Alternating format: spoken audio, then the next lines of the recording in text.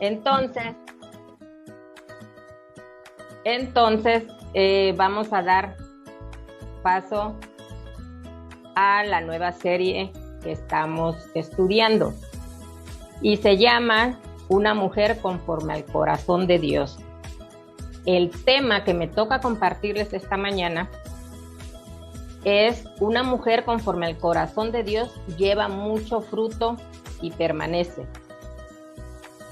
Y los capítulos, ya saben que estamos estudiando el libro de Primera de Samuel, ¿sí? Y los capítulos que me tocó a mí estudiar es del capítulo 25 al 29. Pero me quise centrar solamente en el capítulo número 26, que ese es el que les voy a platicar. Hemos estado viendo en estas semanas la vida del rey David, cómo se desarrolló, todo lo que pasó, ¿sí? Todas las dificultades que él vivió. Y en este capítulo continúa parte de esa persecución que él que recibía por parte del rey Saúl. Y por eso me quise centrar en este capítulo 26. Entonces ya sabemos que Dios, que escudriña nuestros corazones, vio en el corazón de David algo muy especial, como para nombrarlo un hombre conforme a mi corazón. ¿Qué es lo que vio el Señor en el corazón de David? Bueno, el Señor vio en el corazón de David que él estaba comprometido a seguir sus caminos y porque demostró fidelidad a sus mandatos. Dios vio en el corazón de David compromiso y fidelidad hacia él. Entonces,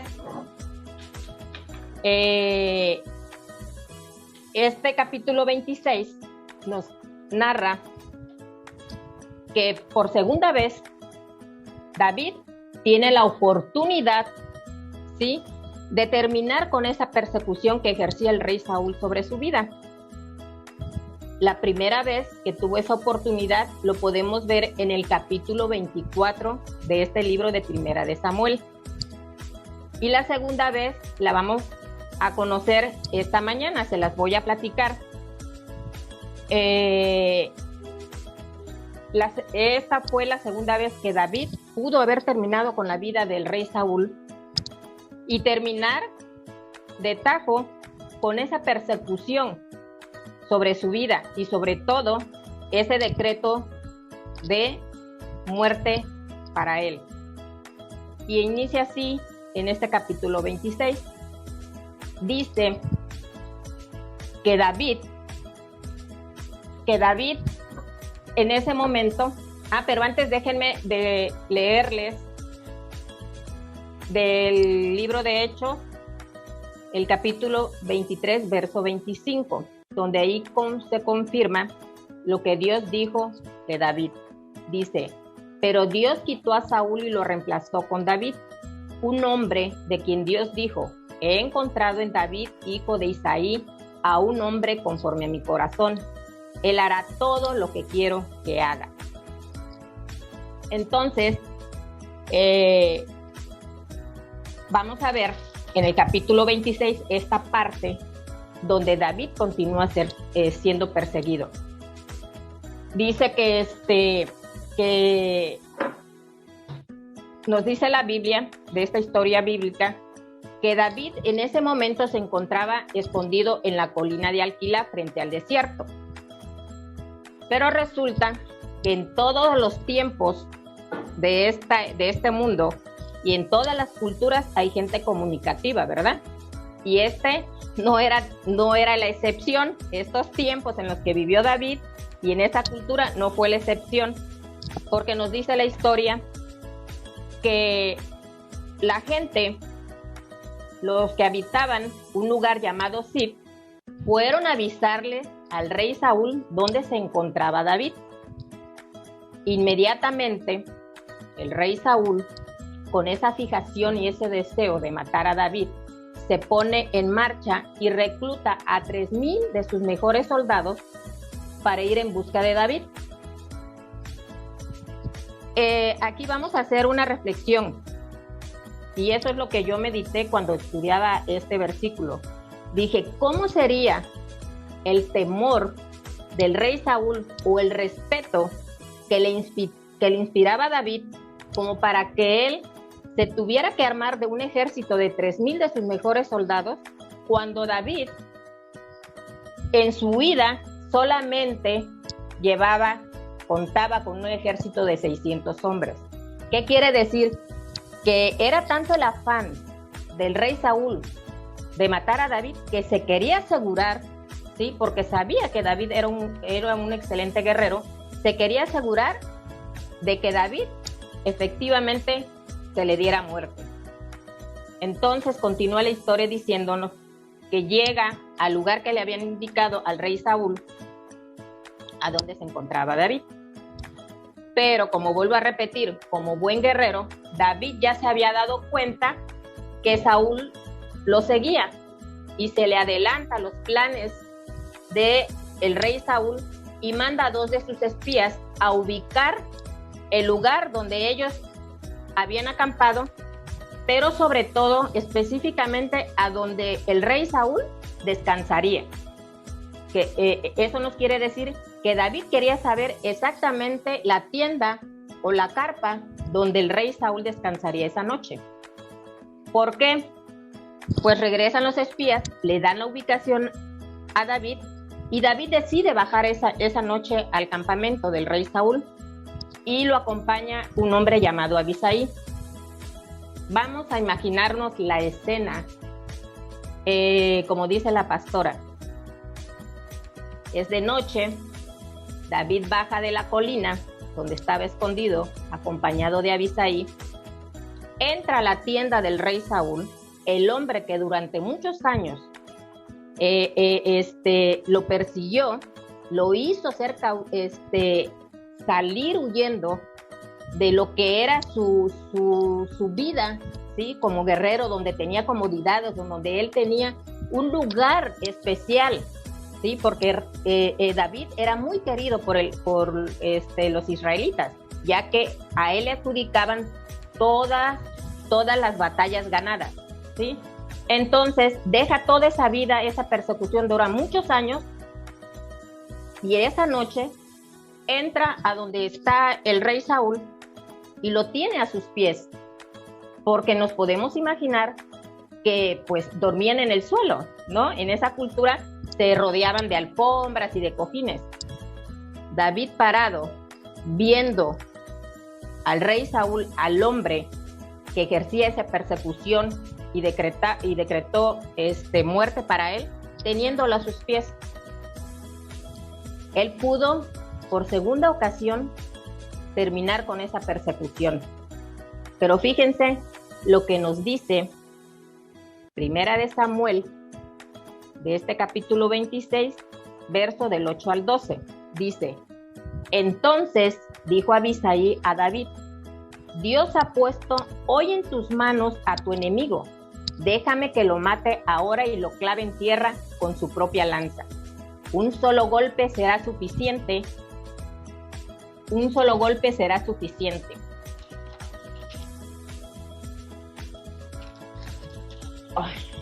Dice, pero David le contestó: no lo mates, porque nadie que intente matar al rey escogido por el Señor quedará sin castigo. Juro por el Señor que él será quien le quite la vida, ya sea que le llegue la hora de la muerte o que muera al entrar en combate. Que el Señor me libre de intentar matar al rey que él ha escogido. Así que toma la lanza que está a su cabecera y la jarra del agua y vámonos. De esta manera David tomó la lanza y la jarra del agua que estaban a la cabecera de Saúl y se fueron. Nadie los vio ni oyó, nadie se despertó, porque todos estaban dormidos, pues el Señor hizo que cayeran en un profundo sueño. El mensaje de esta parte de la historia de David nos dice que la fe y la obediencia que David le entregaba a Dios era más grande que cualquier situación difícil que él estuviera viviendo.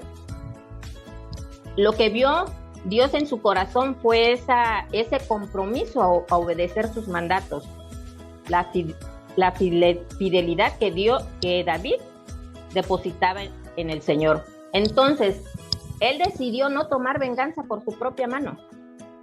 Él decidió esperar a que la justicia de Dios se hiciera presente en su vida, en los tiempos del Señor y conforme a su voluntad. Eso tenemos que dejarlo muy, muy claro. Él decidió, David, esperar a que la justicia de Dios se hiciera presente en su vida. Y entonces dice la historia que al salir de ahí, David piensa, en cualquier momento Saúl me va a matar, y decide pasar a tierras filisteas cuando los filisteos y los israelitas eran enemigos a muerte, constantemente estaban en batalla. Pero él prefiere obedecer los mandatos del Señor, respetar que Saúl había sido ungido por el Señor, había sido un rey escogido por el Señor, y no tomar venganza por su propia mano.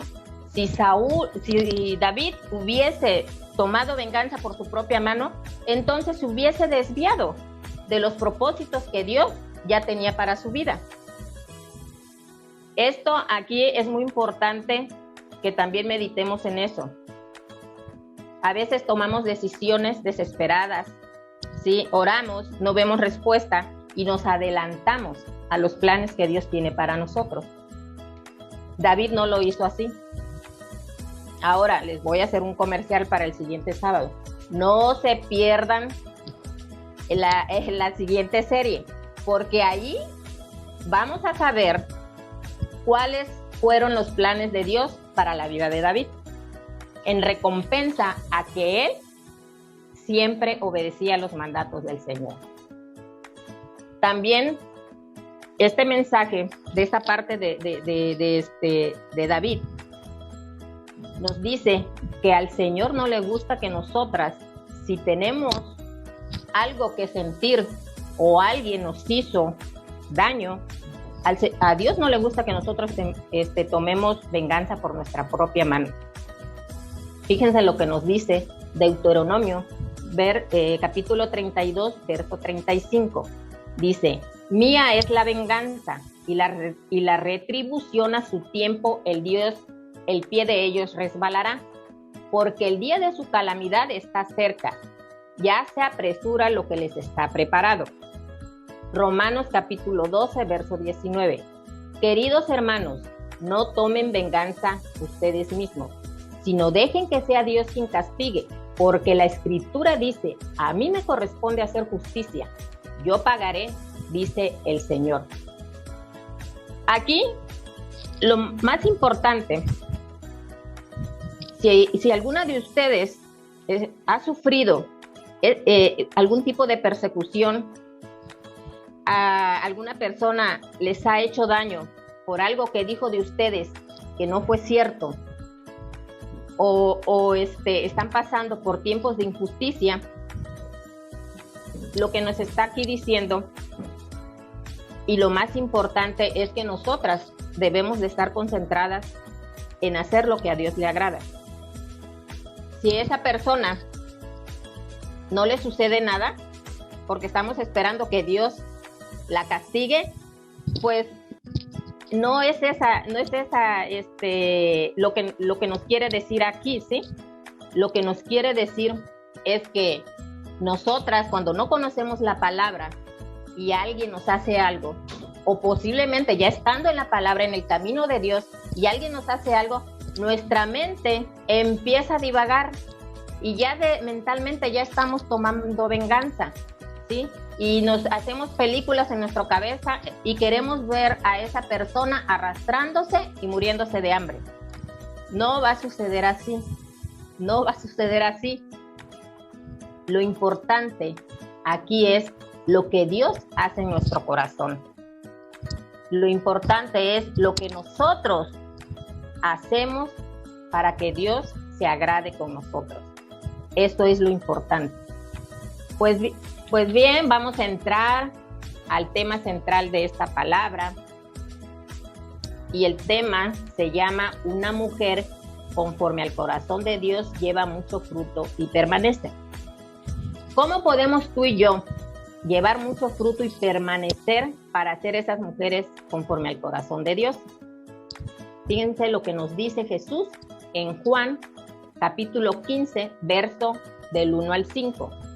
Dice, yo soy la vid verdadera y mi Padre es el que la cultiva. Si una de mis ramas no da uvas, la corta, pero si da uvas, la poda y la limpia para que dé más. Ustedes ya están limpios por las palabras que les he dicho.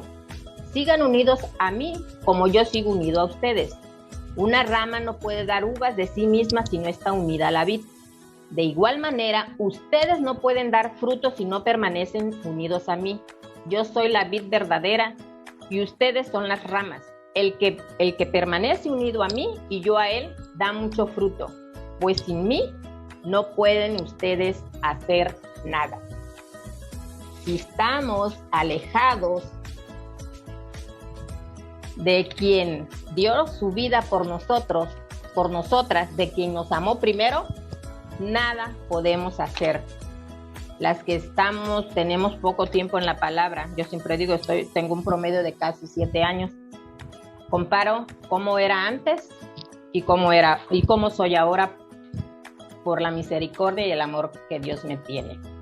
Entonces, vamos a discernir estos versículos, este ejemplo que Jesús nos pone. En primer lugar, ¿por qué Jesús pone como ejemplo la planta de una vid?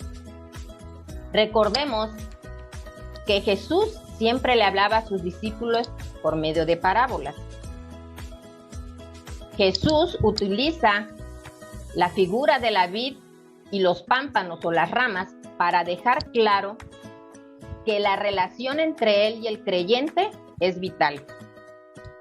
Si nosotras no estamos pegadas a la vid, morimos espiritualmente.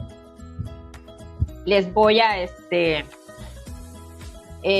ahorita con un dibujo de una vid para que podamos reflejar las palabras de Jesús, el por qué toma el ejemplo de una planta de vid. Entonces, Jesús nos dice que Él es la vid verdadera.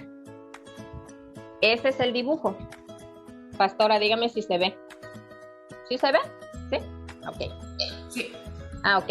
Thank you. Bueno, Jesús nos dice que Él es la vid verdadera. Jesús es el tronco de donde emana la vida. Tú y yo, mujer bella que estás esta mañana, de este grupo del cafecito, somos las ramas o los pámpanos.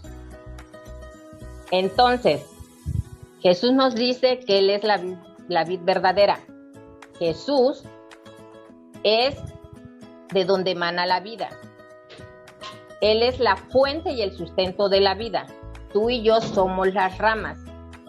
Y las ramas o los pámpanos deben de permanecer unidas a Jesús o al tronco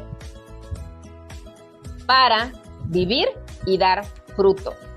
Ahora de manera natural. Esta es la figura de una vid, ¿sí? Las ramas se alimentan de los nutrientes del tronco.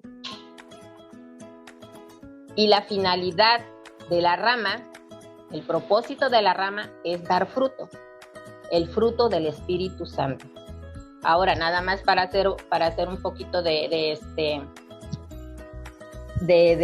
conocimiento. No todos los viñedos son cultivados para que el fruto se consuma directamente, como las uvas que vemos en el súper o las que compramos en el mercado. Hay viñedos que se cultivan para que del fruto se extraiga los mejores vinos de mesa. Esos viñedos tienen un cuidado más específico, ¿sí? todos los viñedos, todas las plantas de los viñedos, se les hacen 2 podas.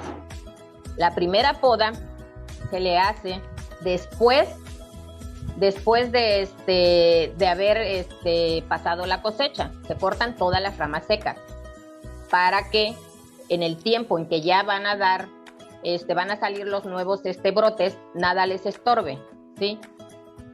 La segunda poda es hecha, se hace por el agricultor cuando ya las ramas están en crecimiento, son verdes y están en crecimiento, y se seleccionan las ramas que no están dando flor, quiere decir que no van a dar fruto, y esas ramas, aunque están verdes y frondosas, se cortan. Una planta de vid no debe de tener un exceso de ramas, debe de tener las ramas necesarias para que tenga equilibrio, para que cuando salga el fruto, cuando salgan ya los racimos, estén en crecimiento, estén desarrollados, el peso no haga que se incline la rama a un solo lado. Debe de haber un equilibrio, y aún así se le ponen soportes, ya sea con palos de madera o con alambres, para sostener la rama. ¿Para qué? Para que la uva, el fruto, no arrastre al suelo y no se contamine y llegue a un punto de echarse a perder. Entonces, lo padre es que los viñedos que son seleccionados para producir vino tienen un cuidado especial, porque cuando ya el fruto está en desarrollo, también se poda el racimo de uvas en unas medidas específicas. Lo que me enteré es que, por ejemplo, 3 centímetros aquí, 4 centímetros en medio, se corta la punta para que tengan esta forma de cono, y para que las uvas que quedan tengan suficiente espacio para tener un mejor desarrollo y crezcan más y tengan, se concentren mayor cantidad de azúcares y ácidos con los que se van a procesar esos mejores vinos. La poda beneficia a la vid, pero si no están pegadas las ramas al tronco, no sirven para nada. Espero y haya sido lo suficientemente clara. Ok. Jesús pone como ejemplo la vid. Es maravilloso saber que en aquellos tiempos donde pues no se tenía ese avance, ¿verdad? De cómo cultivar un viñedo como se tiene ahora. Jesús siempre, como el Hijo de Dios, tenía esa sabiduría para adelantarse. Entonces, nos dice que Jesús es la vid. Él es la fuente y el sustento de la vida. Él alimenta nuestra fe. Recordemos que Él es el autor y consumador de la fe. Él alimenta nuestra fe. Y las ramas somos tú y yo. Tenemos que permanecer unidas a Él, porque el propósito de la rama es dar fruto. Ese fruto es el fruto del Espíritu Santo, ¿sí? Pero ese fruto no lo damos por nuestras propias fuerzas, es por el poder del Espíritu en nosotras. Entonces, el fruto representa esa transformación en nuestro carácter. Habla de una buena disciplina, nosotras, ¿sí?, pegadas a Jesús como cristianas. Ok, pero ¿qué es lo que produce el fruto del Espíritu Santo en nosotras? Nos lo dice en Gálatas capítulo 5, verso 22 al 23.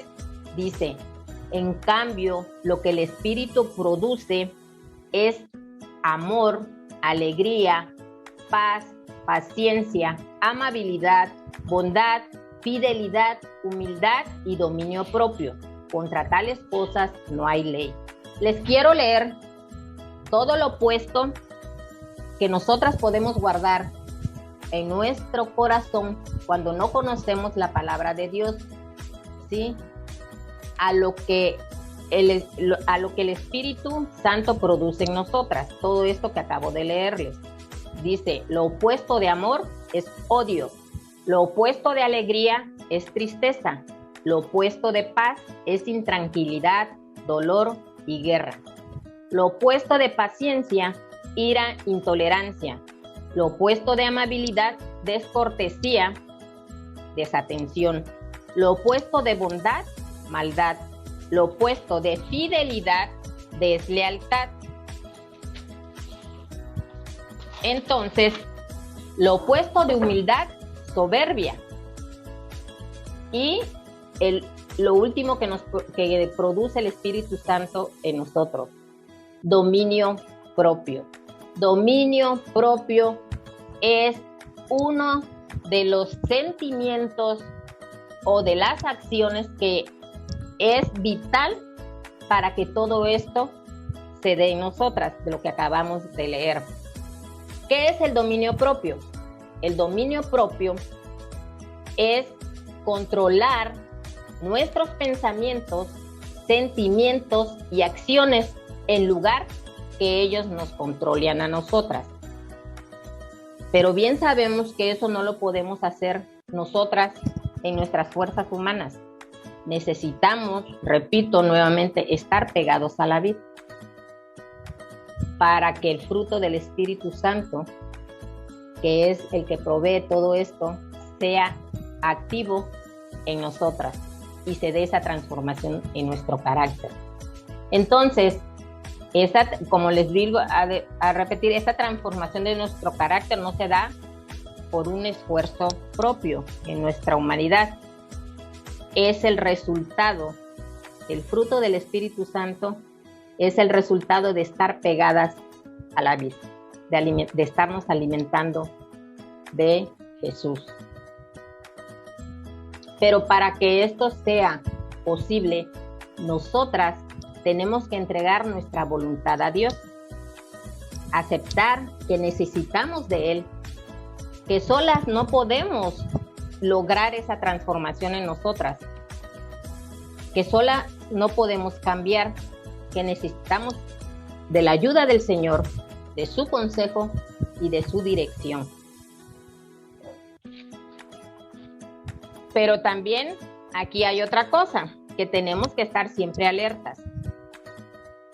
Que esa transformación sea genuina, que esa entrega de nuestra voluntad a Dios sea verdadera de parte de nosotras.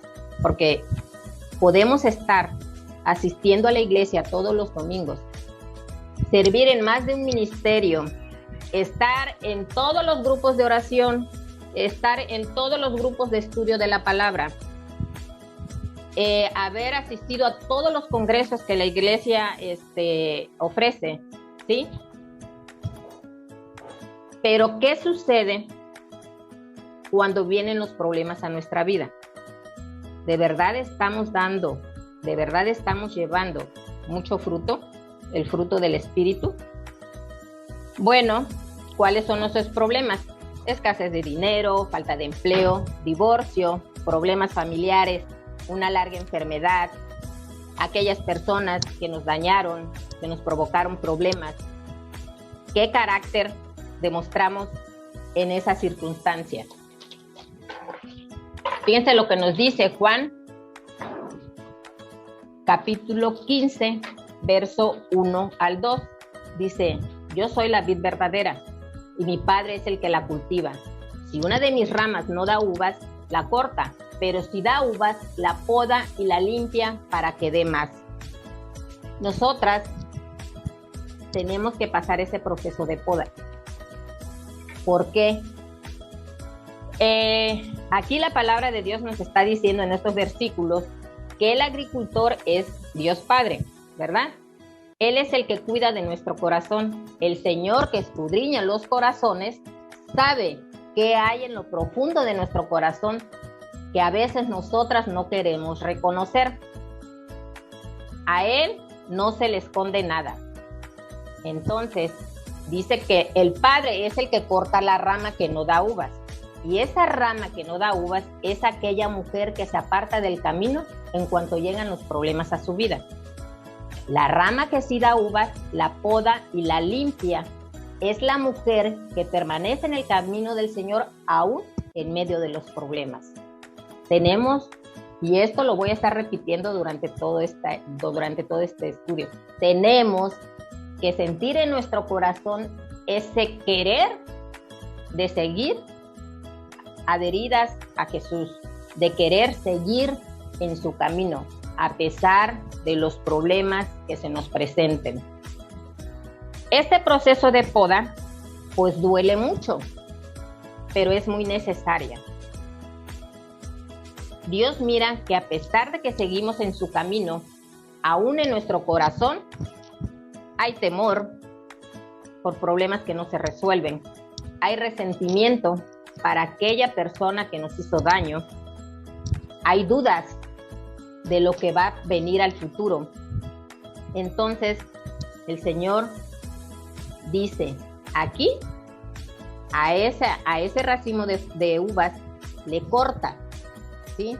Le corto aquí todavía hay resentimiento para esa persona que te dañó. Aquí todavía hay temor y corta esas partes de las uvas que están en ese racimo. ¿Para qué? Para que el verdadero fruto, ese cambio de nuestro carácter, crezca en fe, crezca en paz y podemos disfrutar de esa paz que viene del Señor en medio de la dificultad. Entonces, esas uvas que el Señor nos deja, ese fruto donde sí ha habido cambios, pero que aún todavía no es ese cambio total en nuestro carácter, esas uvas que sí quedan, ese fruto, tienen espacio para desarrollarse, tienen espacio para guardar ese azúcar, esa miel, y podamos nosotras ser esa ofrenda como ese buen vino en la mesa, cuando se da esa transformación total de nuestro carácter. ¿Que sí es posible? Sí es posible. Sí es posible tener esa transformación. Solo tenemos nosotras que hacer esa labor de verdaderamente entregar nuestra voluntad al Señor. Porque fíjense, somos rápidas para enojarnos, ¿verdad? Pero lentas para reconocer que nos equivocamos. Eso es algo que cómo nos cuesta. David también pasó por este proceso de poda. También vivió ese proceso de ser podado.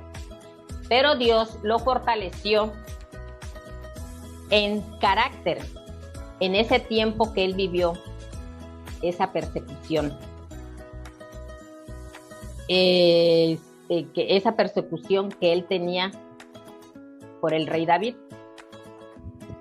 Porque los planes de Dios necesitaba, Dios quería que el carácter de David se fortaleciera. No es que no viera, ¿sí?, que tenía falta de fe, pero necesitaba ese hombre de carácter fortalecido, porque en su vida vendrían más problemas. Y por eso el Señor pudo haberlo librado de la persecución de Saúl, pero no lo hizo, lo dejó, porque él necesitaba ese hombre fortalecido en ese carácter, porque los planes que Dios tenía para la vida de David eran más grandes que lo que él estaba viviendo. Los planes que Dios tiene para nosotras, para nuestra vida, son más grandes que el problema que vivimos, son más grandes que esa persona que nos dañó, son más grandes que esa ira a la que somos rápidas a responder. Los planes de Dios son más grandes, ¿sí?, que nuestros pensamientos. Entonces, el Señor permite muchas veces que nosotros estemos en medio del problema para fortalecer nuestro carácter, para fortalecer nuestra fe. Vuelvo a leer Juan capítulo 15, verso 5. Dice: yo soy la vid y ustedes las ramas. El que permanece unido a mí y yo a él da mucho fruto, pues sin mí ustedes nada pueden hacer. Vuelvo a repetir, Jesús utilizó como ejemplo la figura de la vid. Bien, las ramas cuando están unidas a la vid, su propósito es dar fruto. El propósito de que nosotras estemos pegadas a Jesús, a su palabra, leamos la Biblia, apliquemos su palabra a nuestra vida, es para dar fruto. Pero recordemos que no lo hacemos por nuestras propias fuerzas, es esa comunión entre el Espíritu Santo y nosotras. Entonces,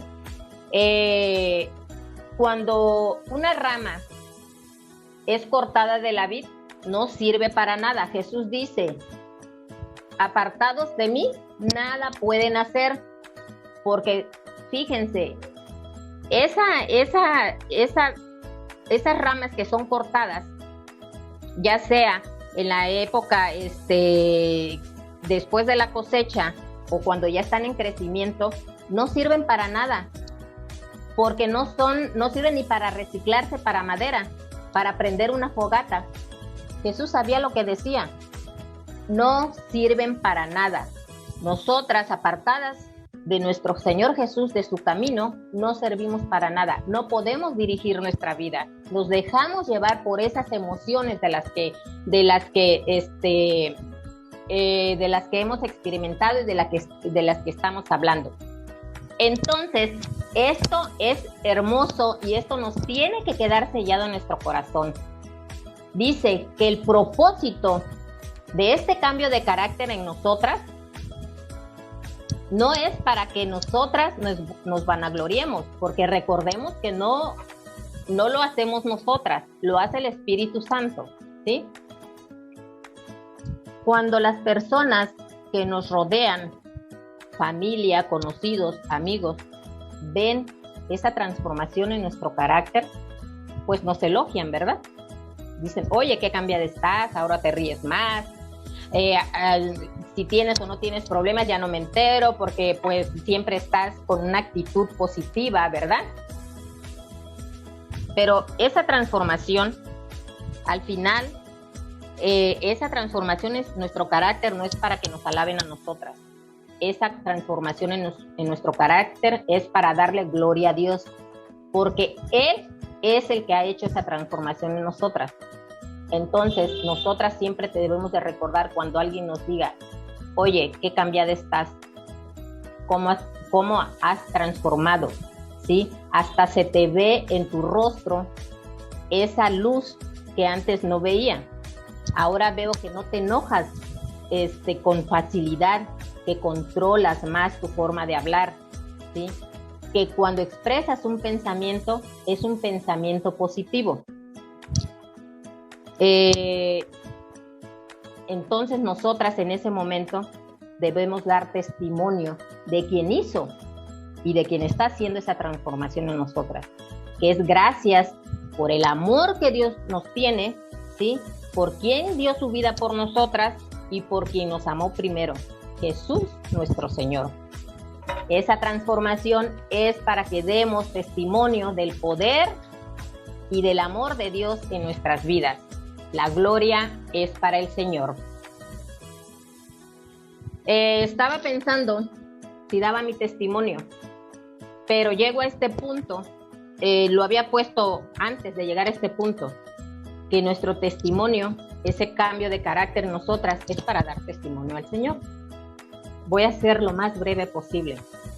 Yo durante mucho tiempo odié a una persona, pero así como tal la palabra, la odié, yo la odiaba porque ella me quiso hacer daño. Me difamó por algo que no era cierto. Fue una gran difamación, ¿sí? Yo actué por medio de la ley. Hice lo que tenía que hacer. No le hicieron nada, ¿sí? ¿Cuál era mi finalidad? Tener un careo con ella. Que ella dijera las mismas palabras que me las dijera en mi cara. No se pudo, porque sabemos que la ley del hombre no es la misma de la ley del Señor. Muchos años les estoy diciendo esto con un promedio de 25 años. Durante más de 20 años, eso me causó frustración. Yo vivía enojada y cada vez que yo recordaba a esa persona, la maldecía. Yo tenía un calificativo, ni siquiera la mencionaba por su nombre, ¿eh? Yo tenía un calificativo para ella de lo peor. Un día, estando en la reunión de planeación del curso de matrimonios, yo ya estaba sirviendo con mi esposo en el curso. Ya habíamos tomado el curso y decidimos servir en el curso. Entonces los lunes se hacen la reunión de planeación con mis pastores Aurelio y Gladys. Y el tema, y siempre el pastor, Aurelio siempre nos comparte la palabra. Y el tema de esa noche fue ese, el perdón. Yo le decía el otro día, ayer, platicando con la pastora, porque recordé eso, y le decía a la pastora que cuando el pastor estaba indicando o estaba diciendo que nosotros tenemos que perdonar a nuestros enemigos, porque así nos los dice el Señor en su palabra, yo me empecé a sentir aquí que cómo es posible, y yo le digo a la pastora, yo le veía con unos ojos al pastor que decía, pero ¿qué está diciendo? Él no sabe lo que me hicieron. Salí de ahí molesta. Dicen que la palabra de Dios no ofende, ¿sí? Pero sí nos incomoda. La palabra de Dios nunca es para ofendernos, pero sí nos incomoda. Eso se me quedó en mi cabeza. Yo seguía odiando a esa persona. Y un día, orando, le dije al Señor que ya no quería vivir con eso, que me estaba dañando. Y que hiciera esa obra en mí, que me quitara, ¿sí?, todo ese odio que yo sentía. Porque, como dijo el pastor esa noche, que los únicos que sufrimos es aquel que odia. La persona sigue haciendo su vida y nosotras estamos guardando ese odio, ese resentimiento. Yo le dije ese día a Dios, no fue al otro día, pasaron muchos días, ¿sí? Dice que la palabra de Dios cumple el propósito para lo que fue enviada. Ese día oré con todo mi corazón y le pedí a Dios que quitara todo este odio sobre esta mujer. No fue inmediato, pero sí recuerdo que un día, al despertar y al orar, Dios puso en mi corazón ese deseo de orar por esta persona y por su familia. En ese momento supe que la había perdonado. En ese momento supe que Dios había sanado mi corazón. Ahora les puedo decir que puedo platicar de esta persona, puedo nombrarla, y yo ya no siento eso que sentía antes aquí en mi corazón. El Señor me libró de esa atadura, pero uno tiene que querer hacerlo. Uno tiene que reconocer que no llevamos el fruto totalmente que el Espíritu Santo hace en nosotras. Ya voy a finalizar. Quiero leerles 4 características de una mujer conforme al corazón de Dios. Número 1. Una mujer conforme al corazón de Dios se pone nuevas metas de crecimiento espiritual. Número 2. Una mujer conforme al corazón de Dios se sostiene en su verdad. Una mujer conforme al corazón de Dios sustituye sus pensamientos por los de Dios. Número 4. Una mujer conforme al corazón de Dios somete su voluntad a Dios. Número 5. Una mujer conforme al corazón de Dios se mantiene en su camino.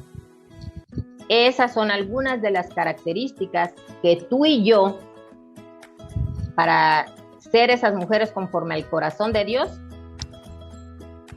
debemos de querer desarrollar. Te quiero compartir, ya con esto finalizo, pastora, te quiero compartir, mujer, un pensamiento que se llama por el amor de Dios. Y yo te digo que si un día piensas que la vida te debe algo, te comparto este pensamiento. Dice, por el amor de Dios, recuérdame que tu amor siempre está cerca, porque tú nunca estás lejos. Cuando me sienta indigna de amor, recuérdame que tú me has hecho digna. Y cuando no me sienta capaz de mostrar amor, ayúdame a recordar lo que has sacrificado por mí. Recuérdame lo amada que soy para recordar a otras lo amadas que son. En el nombre de Jesús, que Dios las bendiga, que Dios haga resplandecer su rostro sobre ustedes y les agradezco su atención. Es todo, pastora. Oramos, Pati, para sellar la palabra, por favor. Bien. Señor, te doy gracias por esta mañana de estudio, Padre. Te doy gracias por la vida de cada mujer, Señor, que está aquí, Señor, reunida en tu nombre. Gracias, Señor, por esta palabra que estoy segura, Señor, ha quedado sellada en los corazones de cada uno de estas mujeres. Yo te pido en el nombre de Jesús que las bendigas, que bendigas a sus familias y que bendigas sus trabajos y bendigas su economía. Te amamos, Dios. Te bendecimos en el nombre de Jesucristo. Amén.